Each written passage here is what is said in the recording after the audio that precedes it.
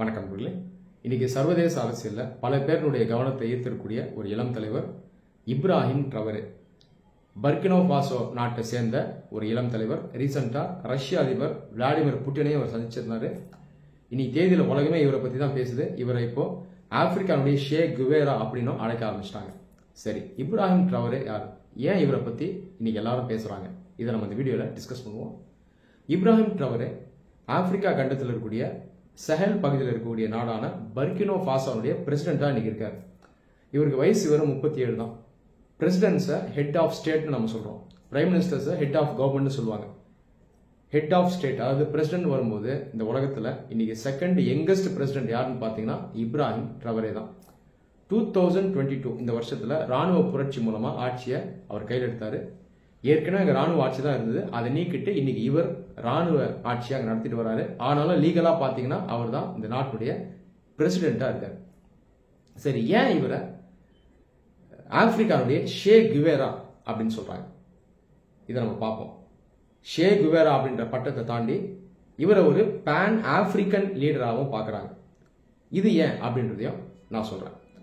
ஆப்பிரிக்கால பல தலைவர்கள் 2ஆம் உலக போருக்கு அப்புறம் பேன் ஆப்பிரிக்கன் லீடர்ஸா இருந்திருக்காங்க.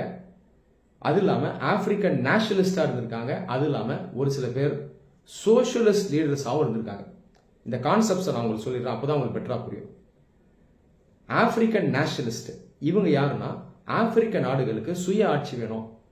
இந்த ஏகாதிபத்திய சக்திகள் இருக்காங்க பாருங்க, மெயினா இந்த யூரோப்பியன் பவர்ஸ், ஐரோப்பிய சக்திகள், பிரான்ஸ், ஜெர்மனி, பெல்ஜியம், பிரிட்டன், இவங்க கீழெல்லாம் நாங்க அடிமைப்பட்டு இருக்க மாட்டோம், எங்களுக்கு சுதந்திரம் வேணும் அப்படின்னு போராடினவங்க தான் இந்த ஆப்பிரிக்கன் நேஷனலிஸ்ட்.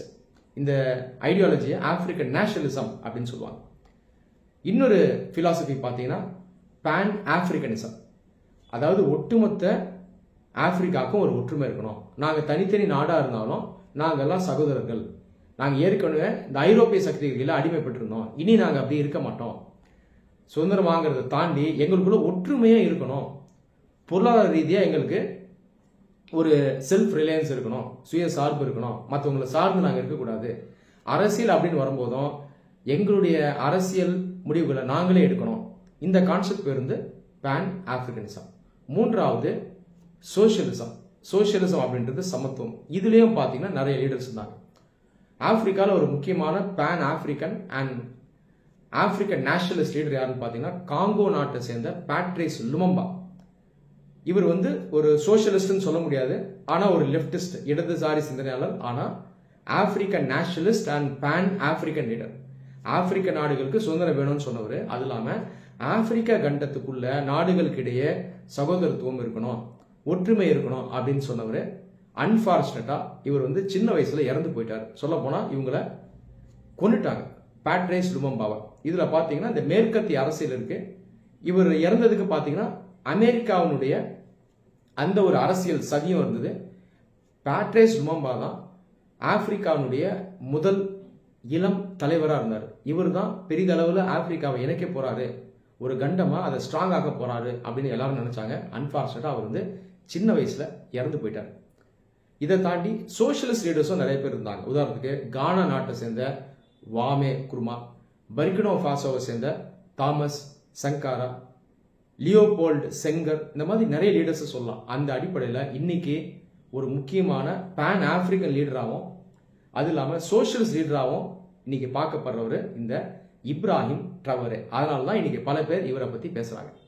சரி, இப்ப இவர் நாடு எந்த பகுதியில் இருக்குன்னா சஹல் அப்படிங்கிற பகுதியில் இருக்கு. இந்த சஹல் பகுதியுடைய அரசியலை சொல்லிடுறேன். இந்த சஹல் அப்படிங்கிற பகுதியை நீங்க மேப்ல எடுத்து பாத்தீங்கன்னா ஆப்பிரிக்கா கண்டத்துல இந்த வடக்கு பகுதியான சஹாரா, இந்த பகுதிக்கும் டவுன் சவுத் தெற்குல வந்தீங்கன்னா இமிடியட்டா இருக்கக்கூடிய அந்த பகுதி தான் சஹல். ஒரு பெல்ட் மாதிரி இருக்கும். இங்க இருக்கக்கூடிய முக்கியமான நாடுகள் பாத்தீங்கன்னா மாலி, Mauritania, Niger, chat, Burkina Faso, சூடான்ல ஒரு பகுதி, இதெல்லாம் இந்த சஹல்ல வரும். இந்த சஹலுக்கும் மேல, அதாவது நார்த்ல பாத்தீங்கன்னா சஹாரா ரீஜன், சஹாரா பாலைவனம் இங்க இருக்கு, உலகத்திலே பெரிய பாலைவனம். ஆனா அதே நேரத்துல இந்த நாடுகள்ல பாத்தீங்கன்னா எண்ணெய் வளம் அதிகம். இந்த நாடுகள் எல்லாமே வளமான நாடுகள். இந்தியாவை கம்பேர் பண்ணும்போது அவங்க கொஞ்சம் உயர்ந்திருப்பாங்க. லிபியா, அல்ஜீரியா, ஈஜிப்ட், மொராக்கோ, இந்த மாதிரி நாடுகள்லாம் அங்க இருக்கும். ஆப்பிரிக்காலே மொராக்கோல பார்த்தீங்கன்னா ஹை ஸ்பீட் ட்ரெயின் நெட்வொர்க் அங்கே இருக்குது. ஸோ இந்த பகுதி வந்து சஹாரா முன்னேறிய பகுதி, அதற்கும் அப்படியே கீழே அதாவது சவுத்தில் பார்த்தீங்கன்னா சஹல். இந்த உலகத்திலே மிகவும் பின்தங்கிய பகுதி, வறுமை, வியாதிகள், அரசியல் பிரச்சனைகள் எல்லாமே இருக்கு அப்படின்னா அந்த பகுதி இந்த சஹல் தான். இந்த சஹல் பகுதியில் இந்த வறுமை, அது இல்லாமல் இந்த பின்தங்கிய நிலை இதெல்லாம் தாண்டி அரசியல் ரீதியாக ஒரு பிரச்சனை என்னன்னா இங்கே வந்து பொலிட்டிக்கல் ஸ்டெபிலிட்டி கிடையாது. கவர்மெண்ட்ஸ் மாறிக்கிட்டே இருக்கும். அது இல்லாமல் இங்கே ராணுவ ஆட்சியும் வந்துகிட்டே இருக்கும். கடந்த 2 வருஷத்தில் பார்த்தீங்கன்னா பல நாடுகளில் இங்கே ராணுவ ஆட்சி வந்துச்சு. உதாரணத்துக்கு பர்கினா பாசோ, நைஜர், சாட், மாலி, இங்கெல்லாம் ராணுவ ஆட்சி தான். ஆப்பிரிக்காவில் ஒரு முக்கியமான அமைப்பு இருக்குது, அது பேர் ஈகோவாஸ். ஆப்பிரிக்காக்குள்ளே இருக்கக்கூடிய ஒரு அமைப்பு. இந்த ஈகோவாஸில் பார்த்தீங்கன்னா இந்த சஹலில் இருக்க நாடுகளும் இருக்குது. இந்த சஹல் நாடுகள் இருக்கு இல்லையா, பர்கினா பாசோ, நைஜர், சாட் இதெல்லாம், இந்த நாடுகளுக்கும் இந்த ஈகோவாஸ் அமைப்புக்கும் ரீசெண்டாக ஒரு கருத்து முரண் வந்துருச்சு. ஈகோவாஸ் என்ன சொல்லிச்சுன்னா, உங்களில் பார்த்தீங்கன்னா நீங்கள் ப்ராப்பராக கவர்மெண்ட் இல்லை, ராணுவ ஆட்சி தான் வச்சுருக்கீங்க, எங்களுடைய ரூல்ஸ்க்கு எதிராக இருக்கீங்க அப்படின்னு ஈகோவாஸ் சொல்லிச்சு. இதை பிடிக்காம இந்த சஹல் நாடுகளான பர்கினா பாசோ, மாலி, நைஜர், சாட் இவங்கெல்லாம் ஈகோவாஸ்லேருந்து வெளியே வந்துட்டாங்க. வெளியே வந்து இவங்க தனி அமைப்பை உருவாக்கிட்டாங்க. இதோடைய பேர் AES, alliance of Sahel states. இப்போ இந்த ஏஇஎஸ்குள்ளே பார்த்தீங்கன்னா பர்கினா பாசோ இருக்கு. ஸோ இப்படி ஒரு அரசியல் வந்து சஹலுக்குள்ளேயே போயிட்டு இருக்கு. அது இல்லாமல் இந்த சஹலும் சரி சஹாராவும் சரி, இந்த வடக்கு பகுதி இருக்கு பாருங்க, ஒட்டுமொத்தமாக வடக்கு பகுதி. இந்த வடக்கு பகுதி ஆப்பிரிக்காவில் பல ஆண்டுகளாக பிரான்ஸ் நாட்டினுடைய நவீன ஏகாதிபத்தியத்தில் இருந்தது. 2ஆம் உலக போருக்கு முன்னாடி பார்த்தீங்கன்னா டைரக்டாகவே ஏகாதிபத்தியம் இருந்தது. இங்கே இருக்க நிறைய நாடுகளை பிரான்ஸ் கண்ட்ரோல் பண்ணாங்க. அதுக்கப்புறம் சுதந்திரம் கிடைச்சாலும் தொடர்ந்து கண்ட்ரோல் பண்ணிட்டு இருந்தாங்க. நவீன ஏகாதிபத்தியம் டைரக்டாக கண்ட்ரோல் இருக்காது, இன்டைரக்டாக இருக்கும். அப்படி பார்க்கும்போது இந்த சஹல் நாடுகள் வந்து பிரான்ஸுடைய இன்டைரக்ட் கண்ட்ரோல் இருந்தாங்க. இப்படி ஒரு அரசியலும் அங்கே இருந்தது. இதை தாண்டி சஹல் நாடுகளுக்கு பெரிய பிரச்சனை என்னன்னா பயங்கரவாதம், தீவிரவாதம். அல்-கெய்தா போன்ற அமைப்புகள்லாம் பார்த்தீங்கன்னா அந்த சஹல் பகுதியில் இருக்கு. இந்த ஒரு பிரச்சனையும் சஹல் நாடுகளுக்கு இருக்கு. இந்த பயங்கரவாதம் இருக்கு இல்லையா, இந்த பயங்கரவாதத்தை இந்த சஹல் நாடுகளில் இருக்க லீடர்ஸால பெருசாக ஒன்றும் செய்ய முடியல. எலெக்ஷன் ப்ராப்பராக நடந்து எலெக்ட் ஆகி வராங்க பாருங்க, அவங்களால பெருசாக சாதிக்க முடியல. இதனாலேயே பார்த்தீங்கன்னா அங்கே தொடர்ந்து ராணுவ ஆட்சி வருது. ஏன்னா இந்த பயங்கரவாத அமைப்புகளை எதிர்த்து ஓரளவு யாரு ஆக்ட் பண்றாங்க, ஆக்ஷன் எடுக்கிறாங்கன்னு பார்த்தீங்கன்னா அந்த ராணுவ ஆட்சியாக தான் இருக்கு. அதனால தான் இந்த சஹல் நாட்டு மக்களே இந்த ராணுவ ஆட்சிகளுக்கு சப்போர்ட் பண்றாங்க. ரைட்டா? அப்படி பார்க்கும்போது இப்ராஹிம் ட்ரவரே போன்ற லீடர்ஸை இந்த சஹல் நாடுகளில் பல மக்கள் வந்து வரவேற்கிறாங்க. நாங்கள் வந்து எலெக்ஷனில் ஓட் பண்ணுறோம், எலெக்ட் பண்ணுறோம், இங்கே வர அந்த லீடர்ஸ் இந்த பயங்கரவாதிகளுக்கு எதிராக பெருசாக நடவடிக்கை எடுக்க மாட்டாங்க, பொருளாதாரத்துக்கும் பெருசாக பண்ண மாட்டாங்க, நாங்கள் பின்தங்கியே இருக்கோம். அப்படி பார்க்கும்போது ராணுவ ஆட்சியாளர் வரும்போது பெட்டராக இருக்கு.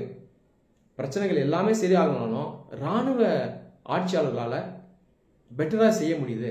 அப்படி பார்க்கும்போது இவங்களே இருக்கட்டும் அப்படின்னு சஹல் நாடுகளில் பல மக்கள் நினைக்கிறாங்க. இப்போ இப்ராஹிம் ட்ரவரேக்கும் பார்த்தீங்கன்னா பர்கினா பாசோக்குள்ள நல்ல சப்போர்ட் இருக்கு. சஹலில் இருக்க மற்ற நாடுகளில் இருக்க மக்களும் இப்ராஹிம் ட்ரவரேக்கு சப்போர்ட் பண்ணுறாங்க. இதை தாண்டி ஆப்பிரிக்காவை கண்டமாக பார்த்தீங்கன்னா கூட இவருக்கு இன்னைக்கு சப்போர்ட் அதிகமாக இருக்கு. சிம்பிளாக சொல்லணும்னா தாமஸ் சங்காரா மாதிரி, பேட்ரிஸ் லமம்பா மாதிரி இன்னைக்கு ஒரு புது தலைவர் வந்துட்டாரு. இவங்கெல்லாம் சாதிக்க நினைச்சாங்க, ஓரளவு சாதிச்சாங்க, அதுக்கு மேல அவங்களால போக முடியல. இந்த அந்நிய ஏகாதிபத்திய சக்திகள் அவங்கள செயல்பட விடல. ஒரு வழியில அல்லது வேற ஒரு வழியில அவங்களை எலிமினேட் பண்ணிட்டாங்க. ஆனா இப்ராஹிம் ட்ரவரே ரொம்ப ஸ்ட்ராங்கா இருக்காரு. இவர் தான் ஆப்பிரிக்காக்கே ஒரு பெரிய லீடரா ஃபியூச்சர்ல வருவாரு அப்படின்ற ஹோப் இன்னைக்கு ரொம்ப ஸ்ட்ராங்கா இருக்கு. இதுல இன்னொரு விஷயத்தையும் நம்ம கவனிக்கலாம். இந்த பிரான்ஸ் போன்ற நாடுகளினுடைய ஆதிக்கம் இன்னைக்கு ஆப்பிரிக்கால குறைஞ்சிட்டு வருது. இவங்களுடைய பிளேஸை யார் எடுக்கிறாங்கன்னு பார்த்தீங்கன்னா இன்னைக்கு ரஷ்யா எடுக்கிறாங்க. ரஷ்யா இன்னைக்கு ஆப்பிரிக்கால ஒரு பெரிய ரோல் பிளே பண்ணுது.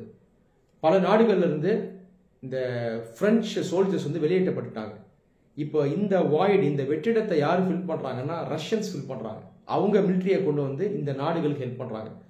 அப்போ ஃபியூச்சர்ல ஆப்பிரிக்க கண்டத்தில் ரஷ்யாவுடைய ஒரு அரசியல் ஆதிக்கம் இதை நம்மளால பார்க்க முடியும்.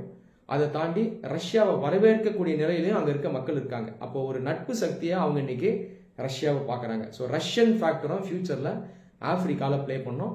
இந்த சஹல் நாடுகளில் இருக்கக்கூடிய லீடர்ஸ் ஆப்பிரிக்காவோட ரஷ்யாவோட எப்படி ஒர்க் பண்ண போகிறாங்க அப்படின்றத நம்ம வெயிட் பண்ணி பார்க்கணும். இப்ராஹிம் ட்ரவரே நியர் ஃபியூச்சரில் இவருக்கு ஆப்பிரிக்காவில் நல்ல ஒரு வாய்ப்பு இருக்குது. இவர் வந்து பர்கினா ஃபாசோ நாட்டை எப்படி முன்னேற்றி கொண்டு போக போகிறாரு, அங்கே இருக்கக்கூடிய பயங்கரவாதம் போன்ற சவால்களை எப்படி தீர்க்க போகிறாரு, அப்படிங்கிறத நம்ம வெயிட் பண்ணி தான் பார்க்கணும். நன்றி.